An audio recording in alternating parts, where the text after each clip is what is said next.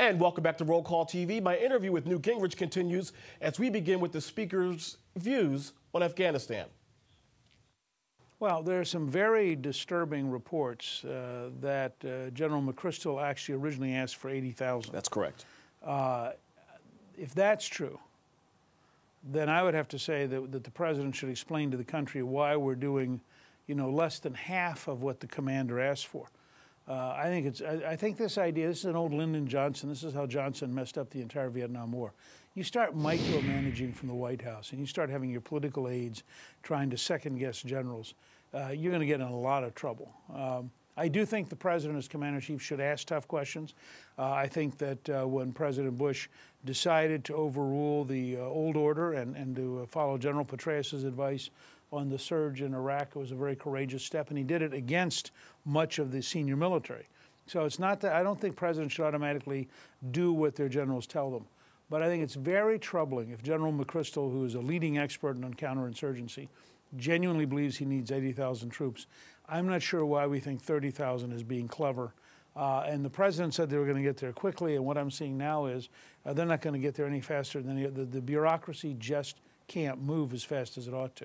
If we shore up the Karzai government and we train the Afghan police, particularly in the South, isn't that nation building? And if in fact that is the case, can we really win in Afghanistan? I used to tell folks that my father fought in the Korean War in 1953, and that we had helped create in South Korea a genuine democracy with enormous freedom and the 13th wealthiest country in the world. And I promise people that we can succeed in Afghanistan and we won't be there a day longer than we've been in Korea. We've been in Korea since 1950. I think that what we want to do is help the Afghans develop their own country. We want to be there as their friends, not their conquerors. We want to help them be able to take over their own security as rapidly as possible.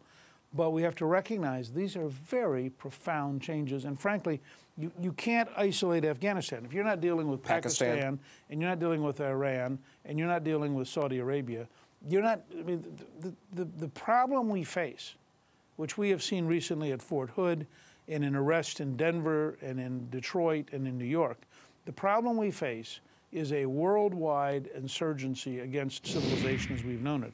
And I think we need a much bigger strategy for dealing with it.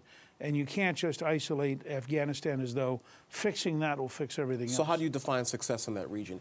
If Pakistan, if Iran, if Afghanistan are all pieces of a larger puzzle, how do you define success? You ultimately want to have stable democratic governments that are compatible with the rule of law, that are developing prosperity, and that are crowding out and ultimately eliminating terrorist organizations, terrorist schools, terrorist recruiting grounds. And that means you've got to change the behavior of the Saudis, who are the primary funder of terrorism in the Sunni community, and you've got to alter the behavior of the Iranians, who are the primary funder of terrorism among the Shia community. Speaking of the Middle East, how dangerous is President Ahmadinejad? Well, as a historian, I think he's very dangerous. The lesson of Adolf Hitler and of other dictators of that kind is when somebody tells you they want to kill you, they may mean it. And if you read what Ahmadinejad has said over the years, if you read Mark Bowden's book, Guest to the Ayatollah, Bowden wrote Black Hawk Down as a brilliant reporter, and he goes all the way back to 1979 and the original hostage crisis. And I think there is a radical religious extremist faction that currently runs a dictatorship in Iran. It's quite clear most Iranians are opposed to it. And it's quite clear that with some help from the U.S., you might be able to replace the regime peacefully. Typically, the party that controls the White House loses seats in off-year elections. Here we are on the eve of 2010. How many seats do you think the Democrats may lose in the House of Representatives, assuming that some type of health care bill passes the Senate? Somewhere between 20 and 50. You really 50? Yes. I mean, well, that's pretty transformational. That's back to 1994. We picked up 53 in 94. When I look at Vic Snyder, 5-term member from Little Rock, medical doctor, currently tied with 3 different unknown Republicans. I look at Senator Lincoln, who is currently behind 4 unknown Republicans statewide. I look at retirements from Blue Dog Democrats. You know, we're not there yet, but if they continue to run over the American people and they continue to be arrogant about piling up debt and taxes and creating more and more government programs, I think by next spring you'll have a full-blown populist rebellion on your hands all across the country. Are you saying that the appetite is out there perhaps for another contract with America? Absolutely. In fact, I'm writing an article for January for Newsmax outlining a contract.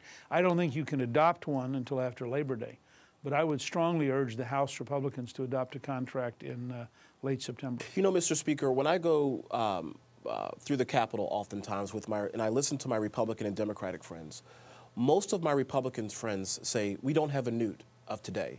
We don't have someone that's revolutionary. We don't have someone that's a bomb thrower. We don't have someone that's not afraid of the current leadership, i.e. Speaker Pelosi and so forth. Who is the next Newt Gingrich in the Republican Party today? I think there are lots of smart people. I look at an Eric Cantor. First of all, John Boehner's done a very good job of creating alternatives on energy, where he had the all-of-the-above plan, on health care. I mean, Boehner's positioning the party to potentially be a majority next year.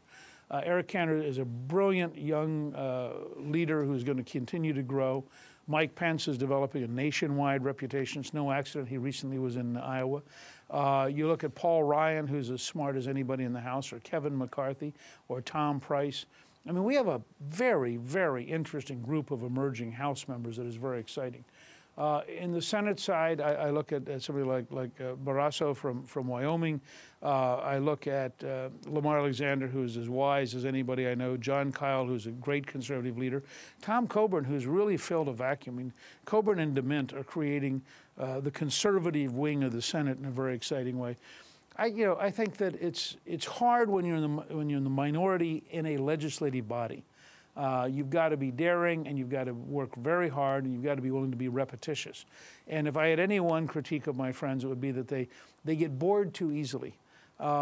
Reagan understood that from October of 1964 until his last speech in January of 1989, he basically gave the same speech over and over, but he knew that's what it took to move a country. And I think sometimes my colleagues, my former colleagues, get bored before they finish penetrating with their message.